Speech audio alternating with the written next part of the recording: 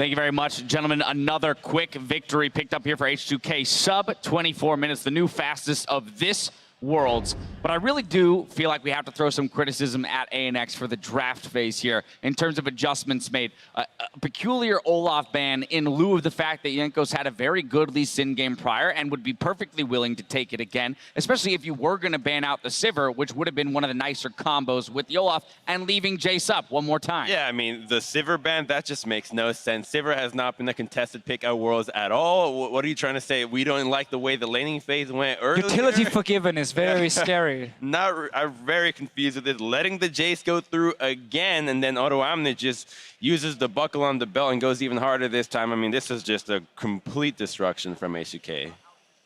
Kobe, you looking pain. You want me to get in on picks and bans? I mean, I want some help. I mean, come on. Yeah, so the thing is, Sivir, I 100% agree. Not worth banning against Forgiven. Whenever he plays Sivir, it's all about topside instead, which is more than okay, you know, when you play against H2K. It actually makes you very predictable. Okay, Odom is going to be the carry. Maybe try and shut that down. And again, it's not been like a fantastic pick for Forgiven in the past compared to other champions. Olaf ban, 100% agree. If you have a player who can play Lee Sin at the top level, Lee Sin becomes an A-tier pick instantly. So when you ban Olaf, when you ban, let's say, Lee Sin, these kind of picks, it doesn't really matter because the guy can just pick Lee Sin and he will carry. We saw Peanut do it yesterday. Yeah, I mean, a lot of teams have been putting more emphasis on Olaf than I think it deserves. The difference between Olaf and the next step down of Rek'Sai or Lee Sin or Elise or something like that is not as huge as like the difference between a huge lane bully, you know, getting a winning lane for one of your solo lanes or something like that. I think just the biggest problem here, though, is that like NX this time they try to play around the bottom side instead of the top side, and they're like, all right, we got to try something different. We're going to get this Alistar. We're going to combo a bunch of CC. But, you know, the coordination is not there. So they lost last game off top side. They lost this game off bottom side. And that's the big thing. If we can separate champions like that again and get into the gameplay of it, it is all about the execution. Because once again, our first replay is brought to you by Ace, or a 4-for-1 party in the bot lane. But again, this is started off by ANX. They're the aggressors here, so they're opting into this, but yet they don't execute properly. And they're not in communication, because right here you would have wanted to see a trap with the Caitlyn combo, but it's just not there. The other thing is that Gnar was under his turret. So if Gnar was scared of Jace stopping the teleport, you know, Jace would have had to turret dive that to get in there and knock him back. And, you know, if they're coordinating their jungle gank with their Alistar, you know, so much playmaking ability, don't, you know, have the top laner there early as well, then, you know, this kind of thing gets turned around very quickly, even though they also had the mid laner roam first. Like, they had so many pieces first. But the full channel of Jace came all the way through by the time Smurf even started his TP. Exactly, and Jace have so much impact in these early fights, obviously. I think just the sad thing for ANX is their composition gets to look like, or the pick and ban phase looks even worse because this play goes so wrong. And again, that's on execution. I actually think going Alistar against Zyra, it makes a lot of sense because you want to try and camp that lane. Zyra can't really get out of the combo in any way, and then obviously follow up by a trap, and she should actually die. Well, speaking of traps, I mean, okay, so he starts trap level 1. Not really sure why. We're thinking maybe they're trying to cheese, maybe an early gank to the bottom side, but the route that Elise takes is going top after 3 camps, and then the combination on every combo. There was not a single combo in that game that was followed up by a proper trap, and that just blows my mind. You gotta have played Caitlyn Alistar before. This is such an important and crucial combo in this duo lane that if you can't pull it off, don't even play this lane. Yeah, and even with any other stun, right? Because we saw so many times where Caitlyn's placing down traps and using up a lot of them, just putting them in the lane to fill up the lane. But there were like 4 stuns maybe that landed in that bottom trap that could have been followed up by a trap. The other thing is that we're also just seeing things like missed cocoons, you know, flashes and stuff like that. So Pretty long list. Yeah, exactly. And so now I want to get off of ANX and move on to H2K because we had some concerns in game 1 about the fact that they didn't close the game out as cleanly as they could have. Well, this time around, I mean, a sub not a problem. Yeah, a sub 24-minute game with a Baron sneak there. You know, it seemed much more smartly organized in terms of the way that they were going to end this game. Yeah, right. Again, probably he brought out the belt during the game, said, guys, let's show the world, let's show Kobe first of all, who was criticizing them for not finishing Don't bring that thing up here. So basically, the Baron call in itself is actually risky because there's no TP on your Jace in the bottom lane, and if the enemy team is actually running to that Baron instantly, there was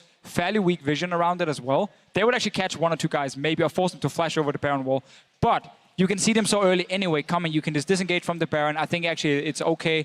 And H2K, it's so hard to sit here and criticize them for not closing out 2 minutes earlier or whatever, because once you have a 10k goal lead, and you just feel like every lane is winning, a lot of teams, they kind of lose some of the focus, and it becomes like, hey, let's make a play here and a play there. And I don't think they would do that if they were playing against Samsung and had a massive lead also. Yeah, the thing about that Baron call, I actually thought it was extremely good. You know, they showed 3 members, all the DPS members of their team in lanes pushing up the waves. And even though Vlad and Lee Sin probably couldn't finish off that Baron, they got it really low, and they pushed up the lanes in both mid and bottom. So all the vision just shrinks, and even if you move up from the point that all the DPS members leave, it's still going to be too late. All right, so moving into game 3, I'm going to assume you guys will ask for a J-span here. Teams are swapping sides one more time, but as per usual, when it's do or die time, I do ask you guys, how do we craft a victory for the team that's on the back foot here? Any wild and crazy ideas? Well, from yesterday, I'm going to say if H2K decides to mess around, have a little fun, I think that ANX might have a shot. But, I mean, you lost 22 minutes in. The previous one could have been like a 25-minute loss as well. It looks extremely dire. I mean, the synergy just isn't there. I feel like if the draft might be better, we might see something go their way, but I'm just being too optimistic for them at this point. When games go like this, I'm just a big fan of banning out what beat you most recently, and just actually make them change it up. So like you said, the Jace, I would not opt into this Syndra into Vlad matchup again, just because Ryu looks very comfortable on that, and he definitely wants to be the man running into the enemy team. So, you know, ban out what just beat you previously, because there's too many things. So I would actually take the Syndra into Vlad again, just because you have a chance of at least roaming from that lane. I think so if we go back to game 1 where we had H2K on blue side, NX banned Nidalee, Ryze, and Kennen.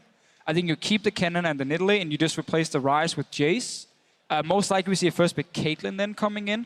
But you can try once again to then get the Syndra for yourself in mid lane. Try and get a lane in bot lane you can actually gank. And then try and go for that exact same play you just pulled off in this game. But this time around, you have to execute it properly. And that's kind of the problem as a coach. You know, you can draft whatever you want. If your team isn't executing in-game, every draft looks bad. So I think they have to go for some of these situations where they can actually roam and try and set up ganks. Albus Nox Luna has surprised before, but it is a grim outlook. There's more quarterfinal action coming your way in 3.5 minutes, so don't go anywhere.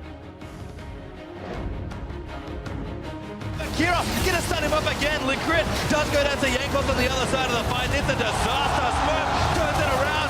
Strangleborn's gonna knock him up, and he goes down as well. It's just not enough to save anyone. Opts his way out, but here comes Jankos again. Kick after the Q. Jankos takes down another. And it's those little things, applying the Q before the R here. Jankos tanking the Oh turret. my goodness! Oh no. Kira, that's enough to the sky. It just crushes down on his head. It's a great pull, but it's just not enough. Forgiven takes out Smurf, and H2K will go up 2-0 in the quarterfinals.